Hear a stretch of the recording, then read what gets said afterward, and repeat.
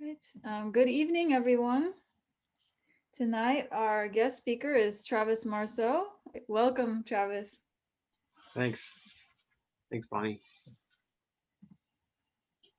Um, Good night, everyone.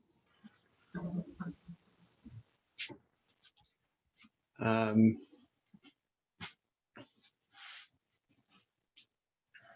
so my my focus on some of my previous talks was to cover some more socially focused um, something more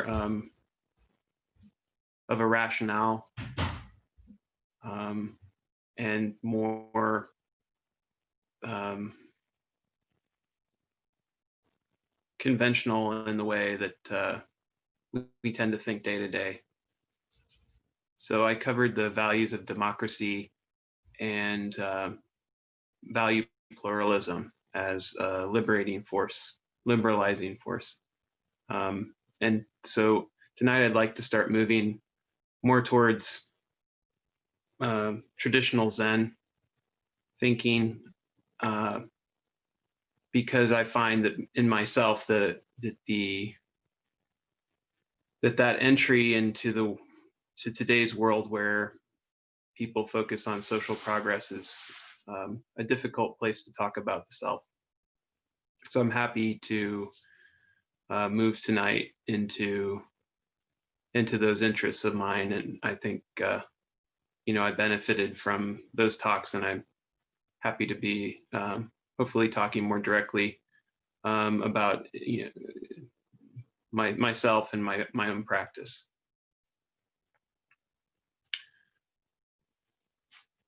I found this translation of the Heart Sutra that Thich Nhat Hanh had recently published. So I'll read a section of it for you now. This is for those of you that are new to Zen. This is a central sutra in our tradition.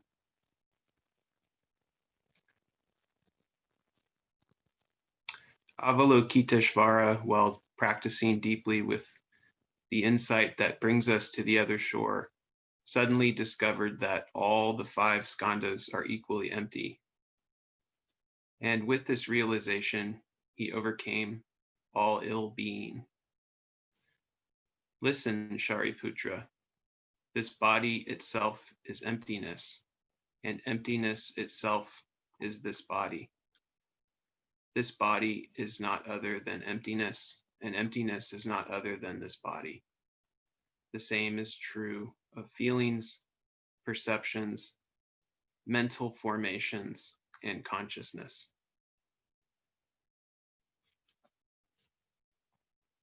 And we've chanted this many times at Canando.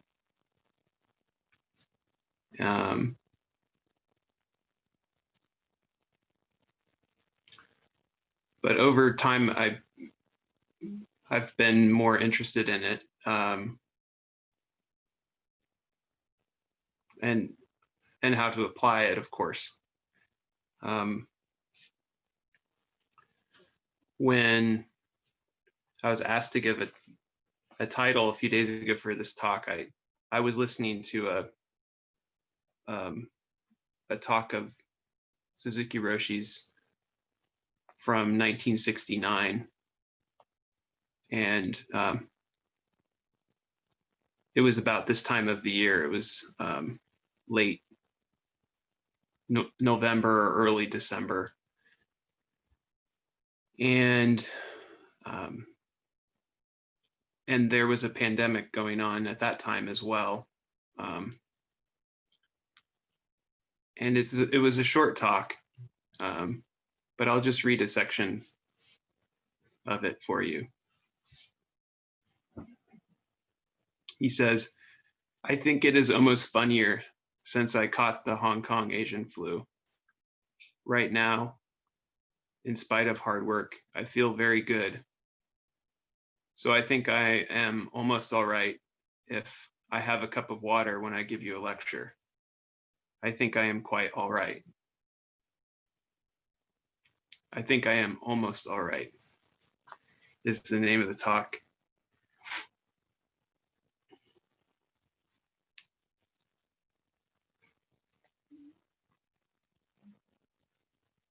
And in this talk, you know, he has everyone in the hall, you know, laughing, and everybody feels good.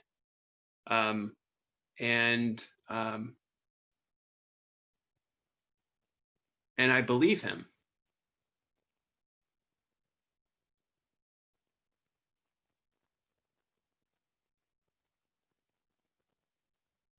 And you know,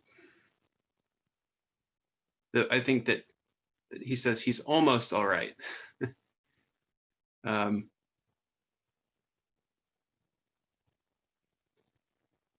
so one of the things I really appreciate about those talks, and there are many of them online, and we recently had David Chadwick come on, and I think he has done quite a bit to preserve that and make it available to people. Um, and one thing I appreciate, you know, when I get deeper into both Suzuki Roshi's talks, and I don't think he's unique in this regard, is he has a appreciation of Western culture as well, but he is grounded in uh, traditional Eastern culture, and so I, being somewhat interested in history, kind of went back to the reasons why that is. So for those of you who are not familiar with uh, more recent Japanese history, there was a very quick Westernization that happened in the late 19th century. And so Suzuki Roshi's generation was really one of the first generations that was had access to Western style universities, but they were still born and raised in that traditional Eastern culture. And there's an optimism to that. So he knew that Western culture was very excited about problem solving, and you know, in particular, this place, the Silicon Valley, is an extreme example.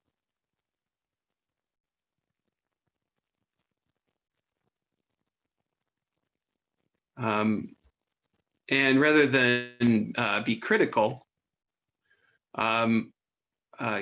he was mild.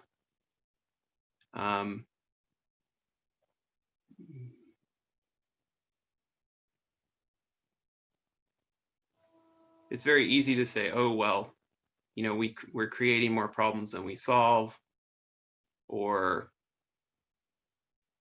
civilization's a mistake, or the internet is going to destroy human attention.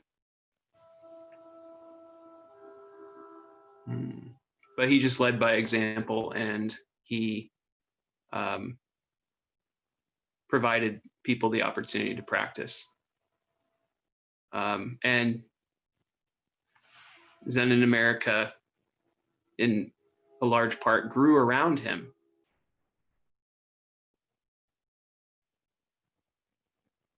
One of the things that is still done in Japan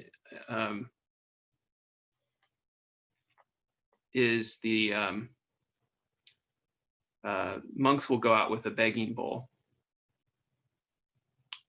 And I've thought about how that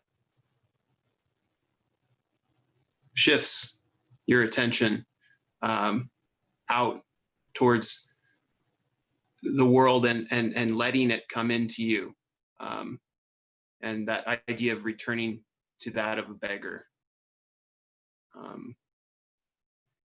In Europe, that tradition died out at the end of the medieval ages, and we've had 400 plus years of modernity. Japan has had 150.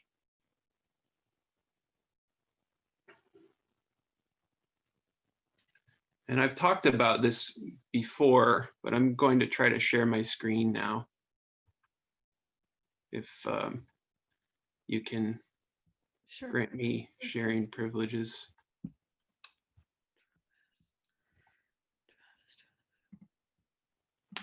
Go ahead. Okay, thanks.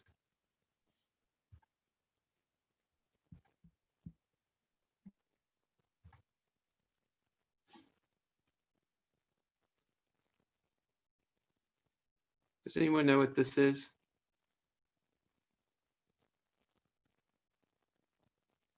Well, this is the frontispiece of Thomas Hobbes' Leviathan, which was published in 1650.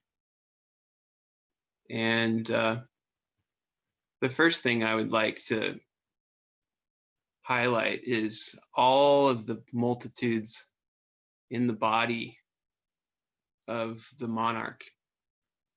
So you can see the people facing the monarch. And if I zoom out a little bit,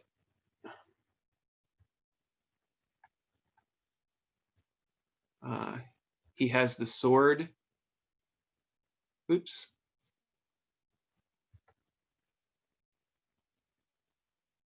Okay. He has the sword in his right hand and the scepter in his left hand. And that represents the state and the church. And then if you go further down, this is a pretty influential book on political theory.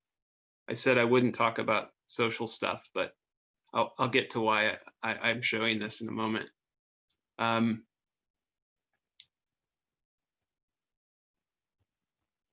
He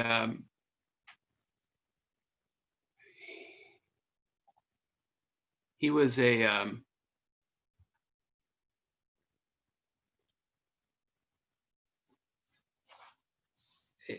political thinker, and he lived through the English Civil War. He was a teacher to royalty, and you know, the English Civil War is one of those brief periods where monarchical rule was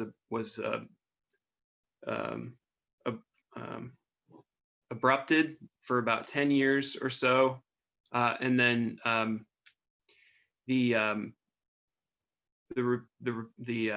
Commonwealth that was formed was run by someone who is widely considered to be despotic. So it's one of the last books where you can read it, and it's actually you can hear the person behind it.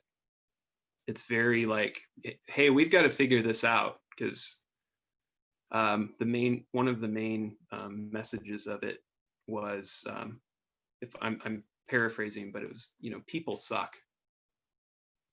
People really suck, and they need a strong ruler to keep human misery from overwhelming society.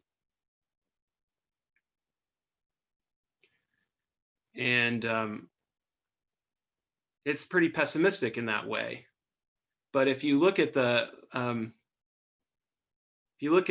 frontispiece, I always try to look at it and think of what he's trying to say with that.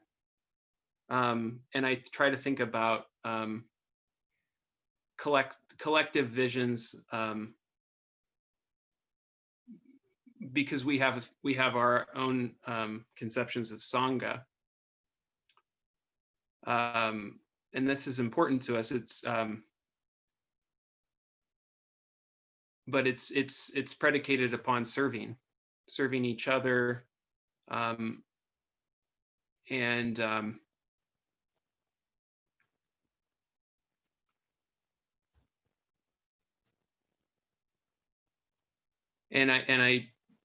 I feel like the world we live in hasn't really moved in many ways beyond this Hobbesian vision.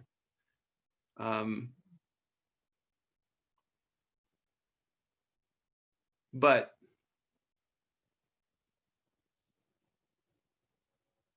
raising children, taking care of the elderly, taking care of everyone, it's still going on.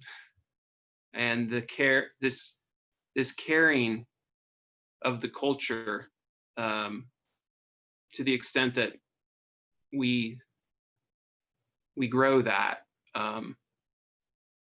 is my understanding of Sangha, and giving. This is a good season to talk about giving. And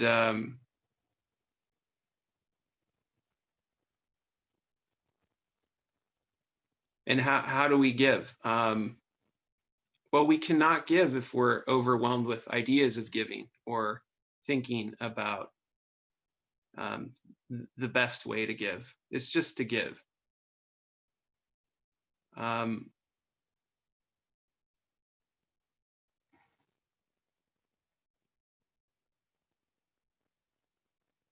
So we can talk about literature.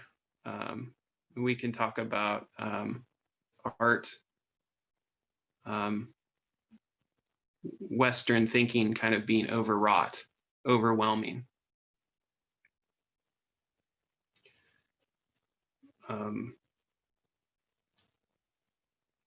But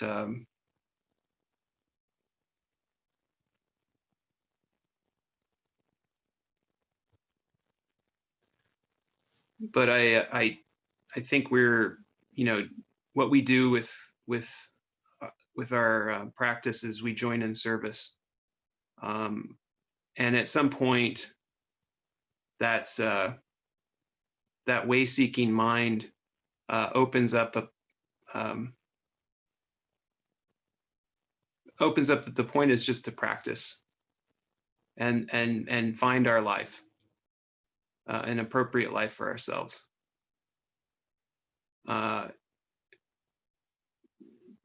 The body itself is emptiness, and emptiness itself is this body. This body is not other than emptiness, and emptiness is not other than this body.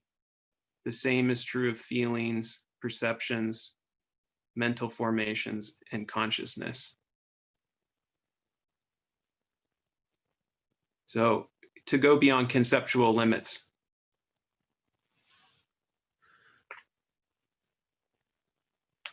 So it's a great gift that we have it, and particularly here.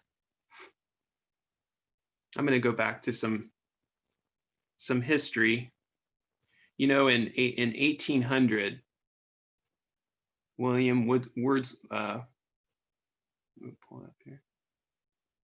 William Wordsworth wrote this poem about limiting too much intellectual activity. It's called "The Tables Turned." Up, up, my friend, and quit your books, or surely you'll grow double. Up, my friend, and clear your looks. Why all this toil and trouble? The sun above the mountain's head, a freshening luster mellow, through all the long green fields has spread his first sweet evening yellow. Books, 'tis a dull and endless strife. Come hear the woodland linnet, how sweet his music on my life. There's more wisdom in it, And hark, how blithe the throstle sings. He too is no mean preacher. Come forth into the light of things. Let nature be your teacher. She has a world of ready wealth, our minds and hearts to bless, spontaneous wisdom, breathed by health, truth breathed by cheerfulness. One impulse from a vernal wood may teach you more of a man, of moral evil and of good than all the sages can. Sweet is the lore which nature brings. Our meddling intellect misshapes the beauteous forms of things. We murder to dissect. Enough of science and of art. Close up those barren leaves. Come forth and bring with you a heart that watches and receives.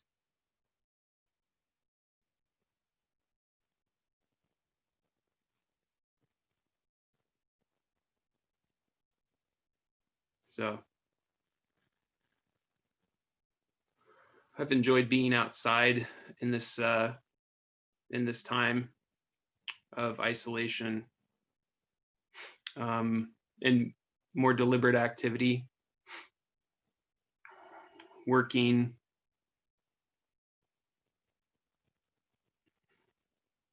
and we have to plan, we have to read and think and do all those things too. But those activities have really flip-flopped in the last 200 years.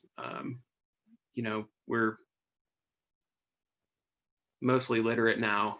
We were mostly illiterate then. We're mostly working inside on computers instead of out being active, and that affects people. And it's a profound shift. It's that double shift of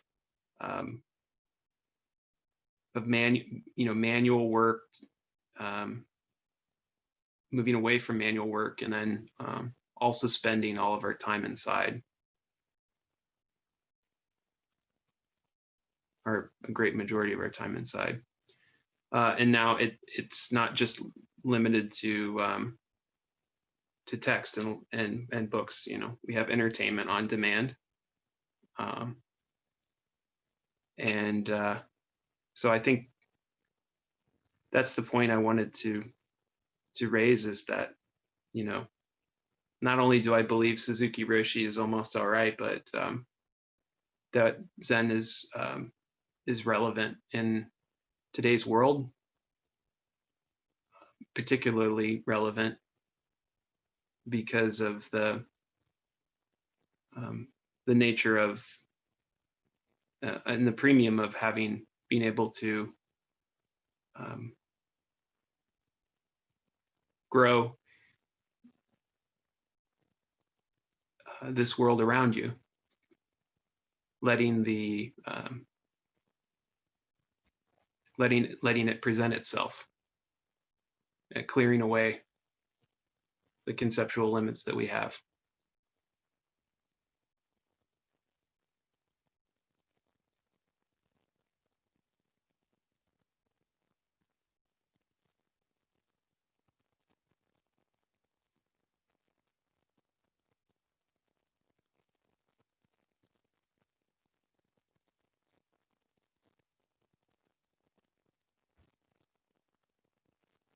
Even those formations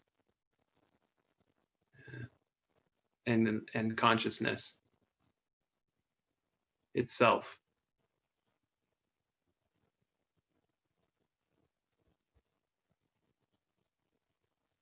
It's almost all right.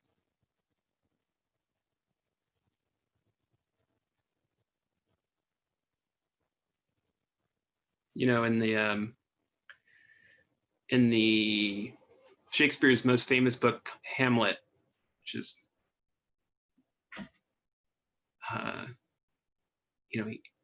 it's in that 1600 range, about 400 years old. Most famous line, of course, is "To be or not to be, that is the question." And Camus, I enjoy reading Camus, but he's also very dramatic like this.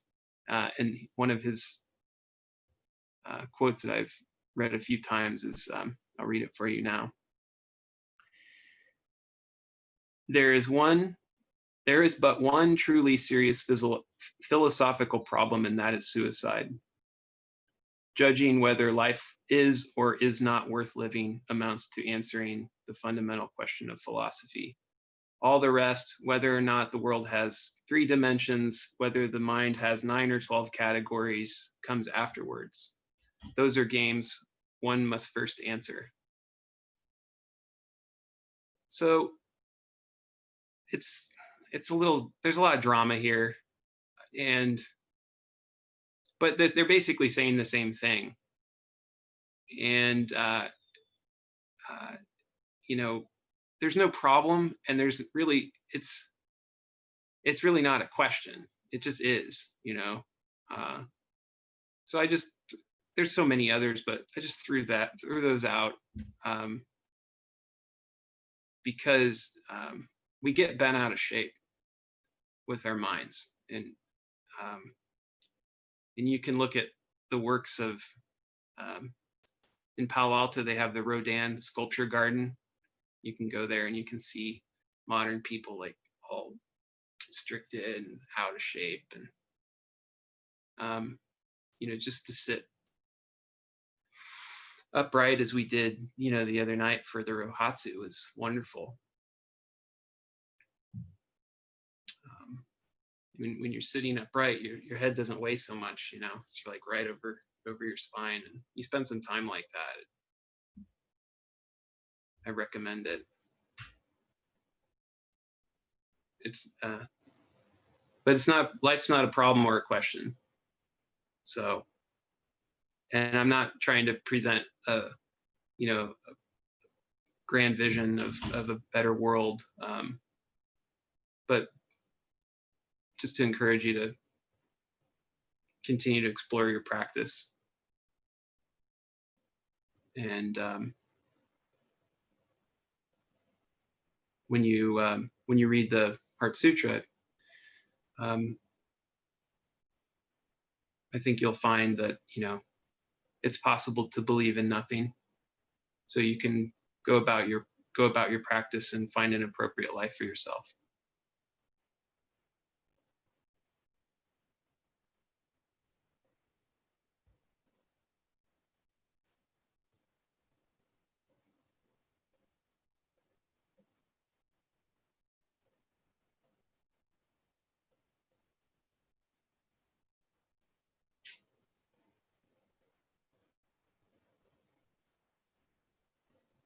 At least that's my understanding. Thank you.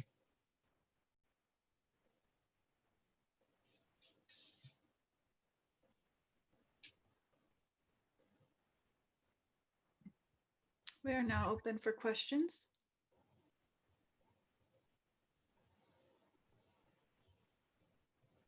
Peter?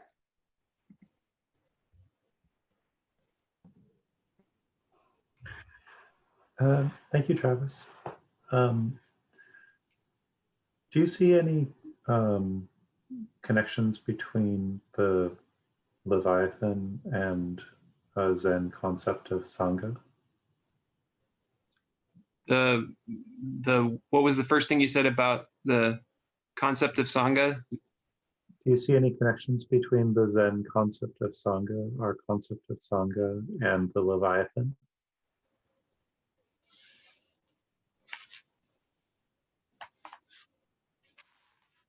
Yes, I do. I think that the idea of a collective, of a large collective, is relatively new. And when we as Westerners think about Sangha, we have choices, and those choices inform what we do. And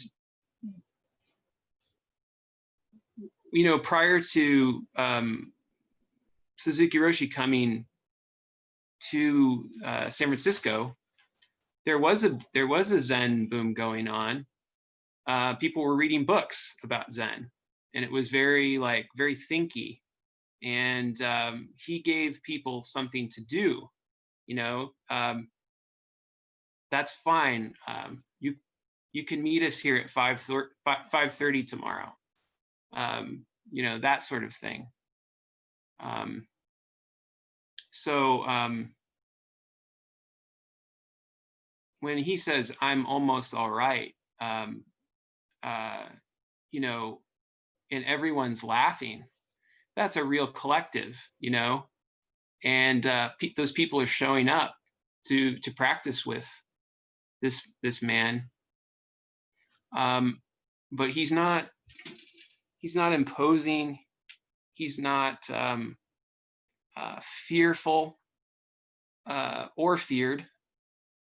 It's I wanted to bring up Leviathan because I think we need to acknowledge that for a lot of people and a lot of history, people were scared of groups of people, and we're really fortunate to live in an open society, and that that Suzuki Roshi came along right when he did, so we can all, instead of looking up to some kind of figurehead, we can look out into the world together. So I can imagine a more complete Sangha that's comprising of an enlightened society where everyone is looking out to the world and seeing each other. Maybe that's an art piece that someone could make with more skill than me.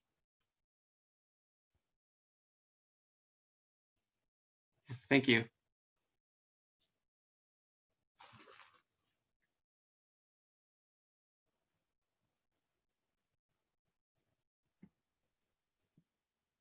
Vanessa? I wanted to comment on Hamlet. Can I comment on Hamlet, Travis? Sure. Because it's like one of my favorite things to talk about. Yeah. The thinker and the heavy. I think that image of the heavy head is so great. Like the holding the heavy head.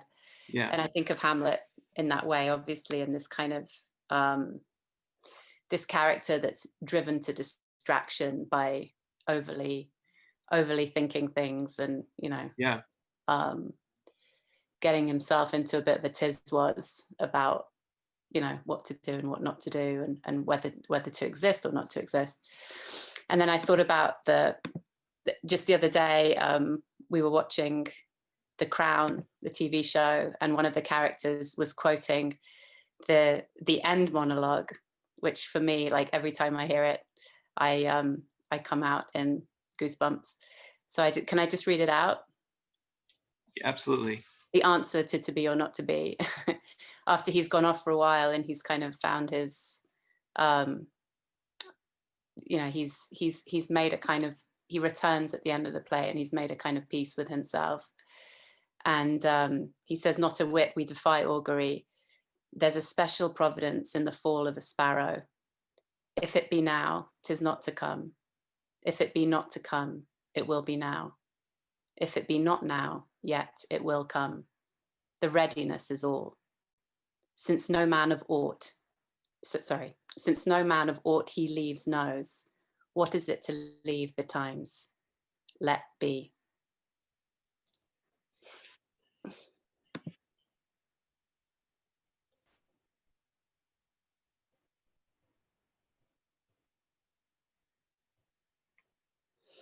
Mm-hmm.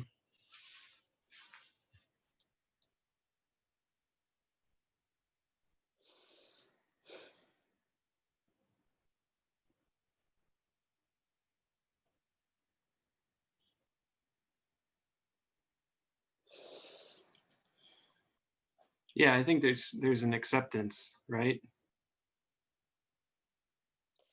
Yeah. Yeah.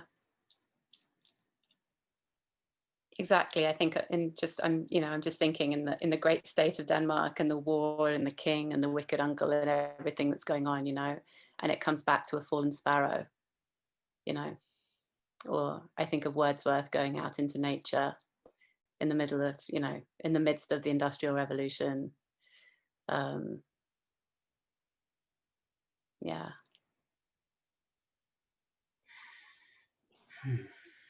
Thank you.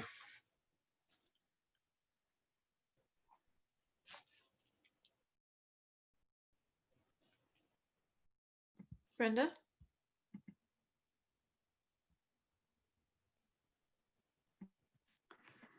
So thank you, Travis. That was wonderful. How do you know when a life is an appropriate life?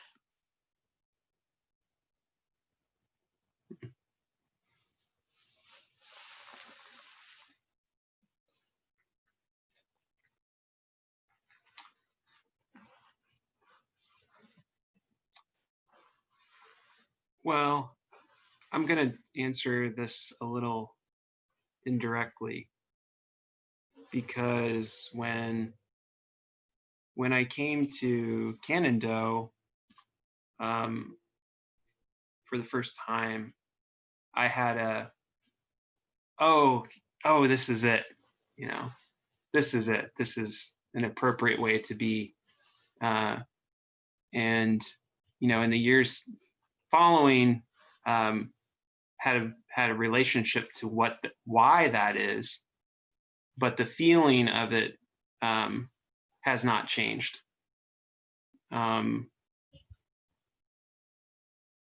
So how do you know that your life is appropriate?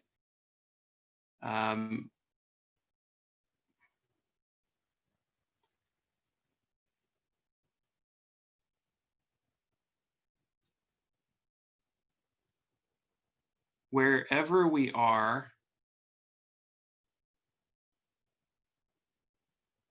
we have a choice of what to do in that moment. And in practicing actively in our lives, we pay attention to what's going on around us. And in paying attention to what's going around us, we're also paying attention to what's going on inside of us. But by observing what's going on around us with more clarity and attention and selflessness, which is a very Western world. It's like when we say, universal self, we're talking about everyone. But in the process of practicing and living and sort of making these adjustments, not throwing life out wholesale, but just making little adjustments over time. The feeling is that, it's enough, that your life is already enough. And so that's what I take from it. And to the degree I've moved in that way is encouraging, but it's a lifetime of work. And so that's why I share this like very small recording or quote from Suzuki Roshi. He's quite satisfied with things, and that's something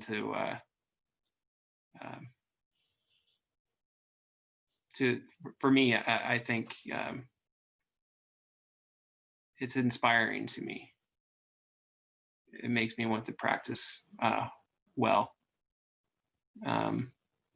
so that I can be, the person that I know I can be. and find my way. And we all have to find our way. And we can more easily find our way if we have help. So I'm fortunate to have a wonderful Sangha with you, Brenda. Thank you.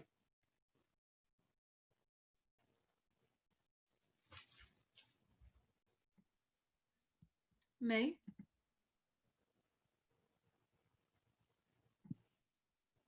Thank you, Travis. For some reason, you mentioned that in Japan, some monk start to begging again. You know, the old tradition. I don't know. This just stick to my mind. That image. Yeah, they never stopped. They continue to do this as a part of their practice. Yeah, reminds me of Shakyamuni Buddha, and then I think in his early years, people ask, why do you just go for work, right, and then do something and then feed yourself? Why you're asking food or something? And then I remember his reply is, I am planting the seed for people's heart. I'm like, whoa. I don't know. It's just that, you know, those beggars versus the seemingly abundance about this society, right? And I think we're living this universe, which is, we have both the two ends, extreme abundance or extreme starvation or something. It's just so extreme. Yeah. But this image of beggar, I don't know. It's just so striking. And then so basically you're saying that's their basic practice in Japan right now? No, it's just it's part of their practice, and I've only heard secondhand accounts of this, but it's a part of an ancient relationship that these cultures have with the monks, and that it's acceptable for them to come forth in this way in the world. And there's a line in the Genjo Koan that says, letting myriad things come forth and express themselves. So that's what I think with the begging bowl. You let myriad things come forth and express themselves. You know, if you're like this, it's much different than with the sword, right?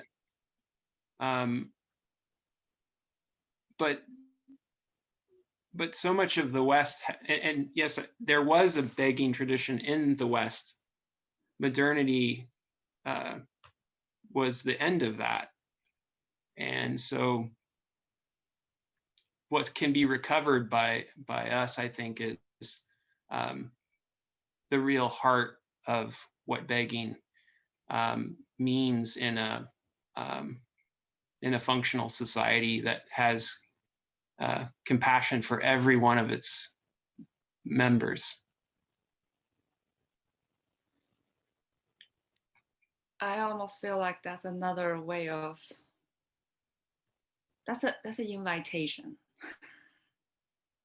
invitation or gift to the other side to give. Yes, exactly. Yeah. And I had this conversation at work a few years ago, because this guy was curious about my practice, and I told him about the beggars bowls, and he was, oh no, oh, that's unacceptable, that's not cool. But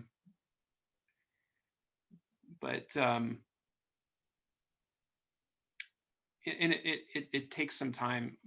It takes some time for me to become acquainted with my own conditioning about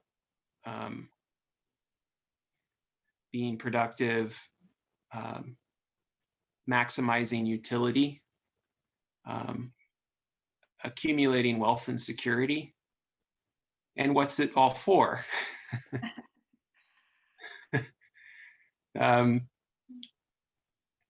You know, if you spend all of your time worrying about those things, you know, I think one of the things that always sticks in my mind is in those first few weeks, I was at Starbucks and Les said to me, he's like, you know, the problem is that we just have to be so useful. Not that we shouldn't be useful, but we have to be so useful. And without that ability to pull back in a certain sort of narrow version of like a material utility, I think without having Zen practice, I don't know how I would have done that. Well, I just have a wish. I wish inside I have the capacity to beg someday. Thank you. Yes. Thank you, May.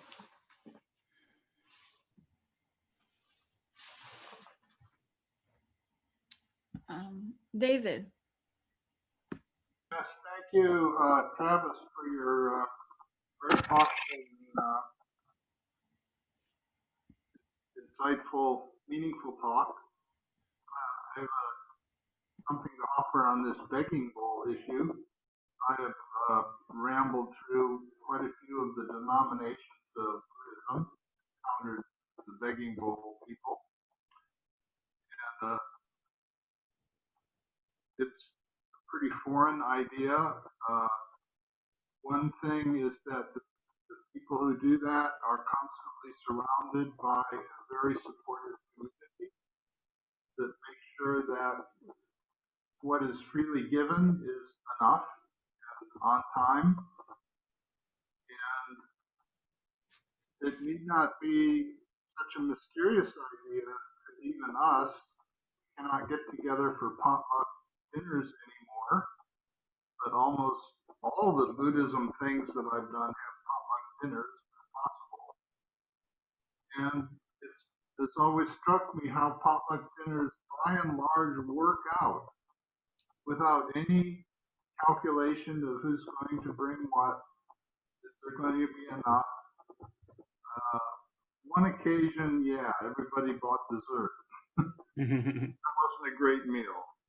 But by and large, going into the potluck meal with your contribution, not knowing how it fits with everything else, is sort of the same idea of donating food to the monk, and the monks relate, and the monks' dependence on what comes forth from a potluck meal.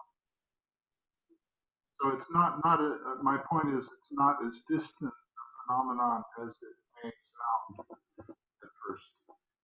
When we get back to potlucks, yay! Yay.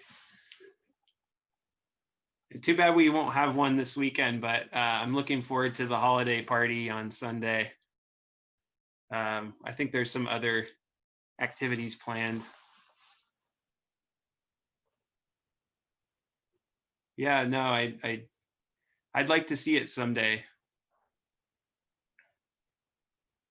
Thank you, David.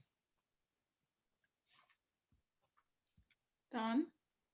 Yeah, just to clear something up, when you mentioned about possible to believe in nothing, just did you mean believe in nothing, or did you mean have no beliefs? No, I mean believing in nothing. You know, of course I have beliefs, you know, and it's normal. But it's you know, to go back to the Heart Sutra, and the space that the emptiness provides, you know, it being really a regenerative force. And so much of the West is about something. Just let's have more of something. And we can divide it up in like to categorized units, and we can call that science too. And I'm not discounting any of that, but merely the possibility that comes through emptiness.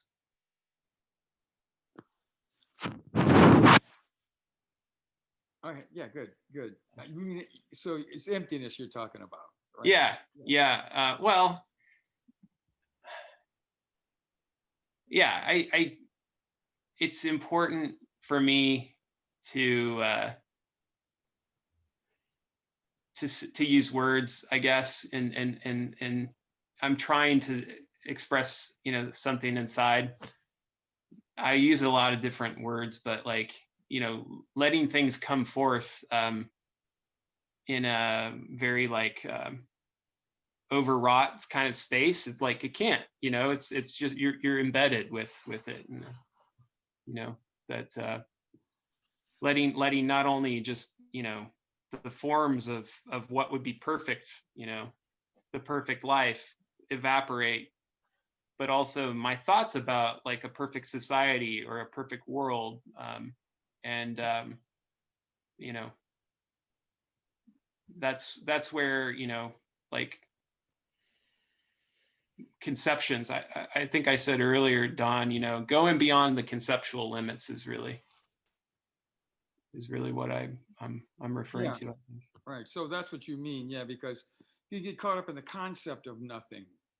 Oh yeah. I find myself lately, the whole thing of nothing and something is just sort of dropping away. And yeah, I like that. Yeah, dropping away. Because you can get, without knowing it, I was having concepts of nothing. You know what I mean? Mm-hmm. So. And then you drop away, and there you are again. Yeah. Okay. Yeah. Thank you. Good. Yeah. Thanks, Don. I have a question, Travis. Yeah. I'd actually like to go back to Shakespeare. So if I can paraphrase my understanding, is basically he's saying, my life sucks and I'm suffering. And would it be worse for me to end my life and stop suffering? But then what's going to happen after my life is over? Or, or should I stay here and suffer? And then the conclusion that Vanessa mentioned, my understanding of that is he finally concludes, well, I'm going to die eventually, so there's no need to hurry it, right? It's like, no need to be in a hurry. Eventually, if it doesn't happen now, I'm going to die eventually. So that's Shakespeare's conclusion. So my question to you is like, what is your conclusion? So I heard you say, suicide's a problem. And I heard you say, like, we need to try to find an appropriate life. But what is your answer to this suicidal dilemma, or just this suffering dilemma? Oh, yeah. Let me read that again real quick. That's from Camus. There is but one truly serious philosophical problem, and that is suicide. Judging whether life is or is not worth living amounts to answering the fundamental question of philosophy. Fundamental questions of philosophy, a exhortation of whether I should live or die. It's still conceptual was my point. And, and it's not it's, as you were saying, like, we're going to eventually die. When we die, part of us will live on, but part of us will die. And so let's not worry so much about it. And there's a tremendous amount of like intellectual seriousness in the West. Like, you can sort of see John Barrymore. Like, I have this thing I'll show you. I got this in Tahiti. Can you see this? Let me see if I. Yeah, you could put it a little higher if you want, but I've seen that image before with the. Yeah, I like Gauguin's stuff, and it's kind of like Rodin, but it's like the thinker, you know, but it's like the way that the South Pacific Islanders would sit like on the doorsteps in Papeete. And it's a naturalistic style, but it's like being burdened, you know. And that's what I think, you know, for me, I'm not an expert in Hamlet, but that's just a very well-known example of all this drama about being or not being when, you know, someone that can really accept, and, you know, we're having a difficult time right now. But he was talking about, you know, getting over the flu and having everybody laughing, and it just really, it was just really perfect. Maybe I can send out that MP3 file to the group. Did that answer your question? Yeah, if I understand it correctly, you're basically like, don't take it so seriously. Like, just don't take stuff so seriously, like lighten up. It's pretty good. Yeah, I think, you know, we have this life, you know, I'm healthy. I feel pretty good. I'm almost all right. I'm not all right perfectly because I got a lot of work to do yet, but I just thought he nailed it. I thought it was a perfect teaching for me. And so I wanted to share it tonight. Got it. So it's kind of like just being all right with things. Yeah. Yeah. And there's that part, he said this before in like lots of talks about, you know, being happy with a cup of water, you know, maybe we want to put a little sugar in it or something, you know, as long as I'm like sitting up here and I can talk to you guys and I have a couple and I'm okay and I'm happy with a cup of water, I think I'm okay. The moment like I would want to be doing something else, or only it would be perfect if this person would stop bothering me, you know, and we do that. But Got it. Thank you. Yeah.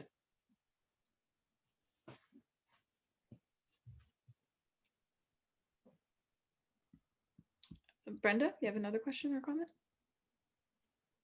Just a quick comment. I don't know if this is a relationship, but I was just thinking that the Industrial Revolution, you know, created a lot of excess of food, goods, and so forth, processes. And it seems like this philosophical, you know, time, it's like, if you don't have food on the table, or you don't have shelter, or you don't know what, you know, whether someone's gonna, you know, live the night, you know, you tend not to think about these suicidal things so much. You know, it's sort of, they take care of themselves. So maybe in some ways it might be, you know, they might be related. I might be related. I mean, that the fact that they had time to sit around and think about what the purpose of life was, that they obviously had enough of the things they needed. Yeah. I mean, you would have, if you were a farmer, you had to spend the whole day, and you had to work hard, and the conditions may have been very difficult, just to have enough food. Yeah, you had a whole set of challenges that, you know, now we have to create. In our abundance, we have to create emptiness. We have to create space. We have to find some boundary to allow the myriad things to come forth. And so that could be in some ways what our practice is in this age. And the you know, with the online stuff and being, you know, on screens, I feel an intensification of that.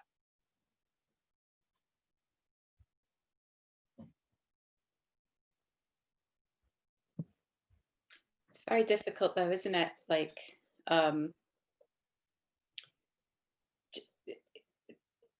it's almost, you know, it's antithetical to everything, to so many values held in our society in terms of, like you were talking about, being productive. You know, not doing anything is very much frowned upon.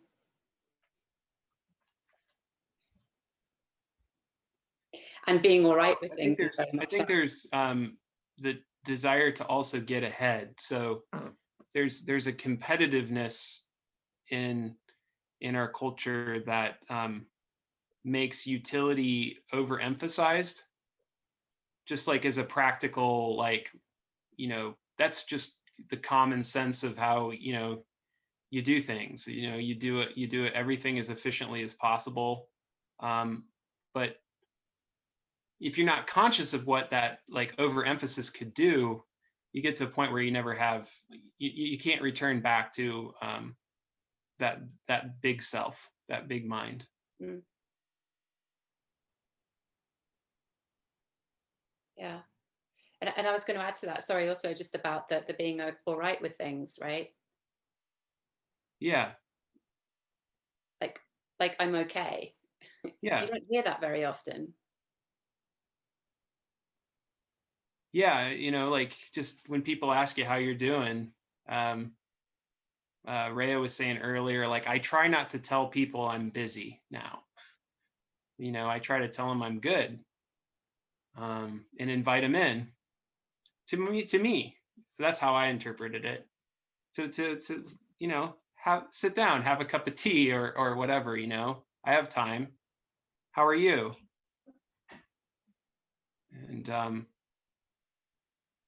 And not getting caught by thoughts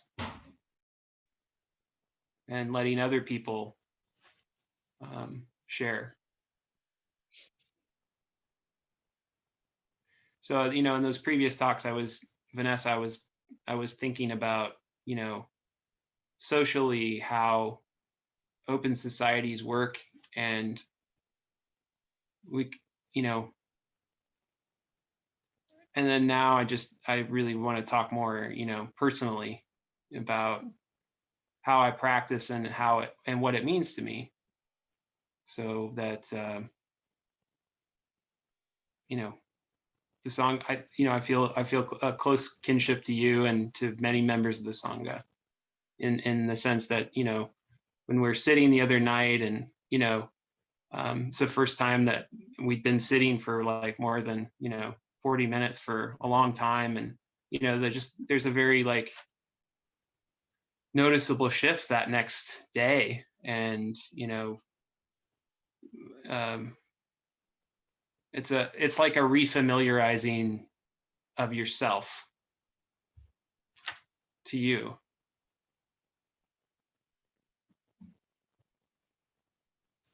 Yeah.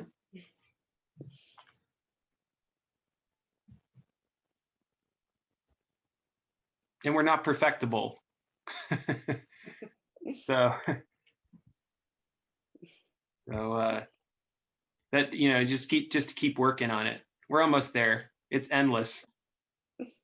Let's do it again. Another half-day sitting sounds good. It's funny you should mention it, because I met with a group of like multi-denominational Buddhists earlier today, and everybody had this like post-Rohatsu glow about them. You know, from every walk of Buddhism. It was just lovely to hear everybody's like experience of the weekend, and everybody, you know, did something a little bit differently, but there was something that we all kind of like quietly had in common. It was nice. Yeah, it's a kind of ease, right? But not in that sort of like comfortable, like let me get the like legs up on the lazy boy, where you're like, you know, it's work to be upright, but there's some other kind of ease, you know, I notice when I sit for, you know, an extended period, and I missed that, and I've forgotten that I'd missed it.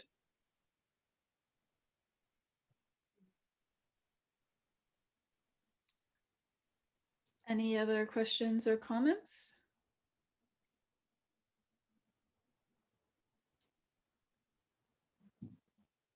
Right. Well, thank you, Travis, for your talk tonight.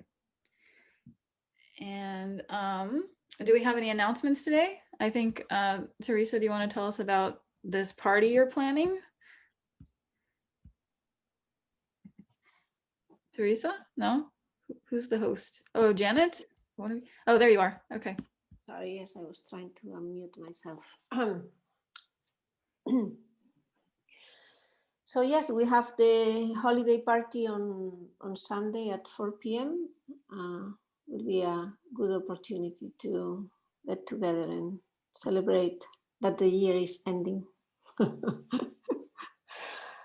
So I hope you can join. Nicholas has offered to play the piano, and a few people have offered different things for the evening, like sharing a poem, or well, we'll have some surprises. I don't want to spoil them, so I really hope you can join. And if there is anybody who wants to share something that evening, please let me know.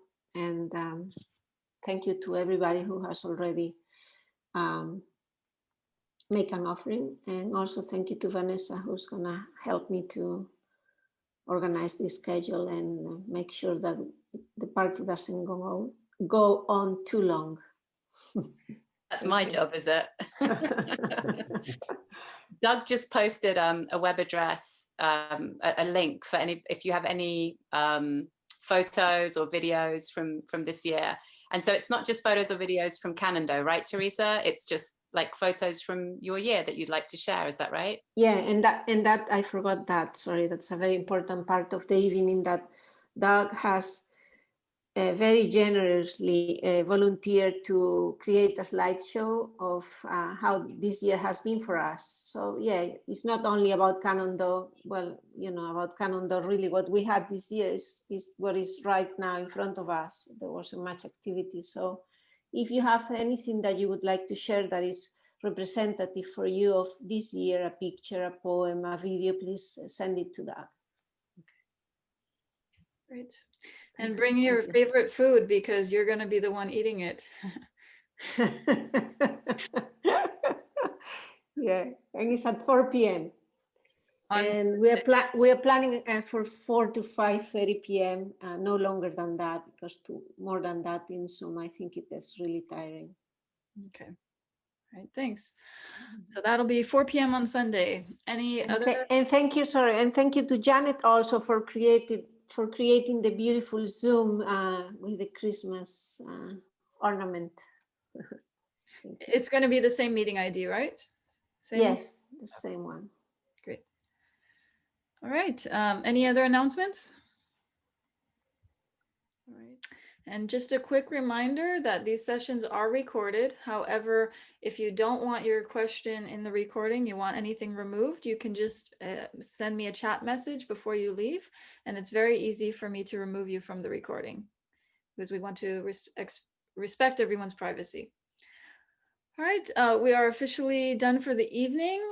You can feel free to go, or you can stay on and hang out for a little bit if you want to. All right, thank you, everyone.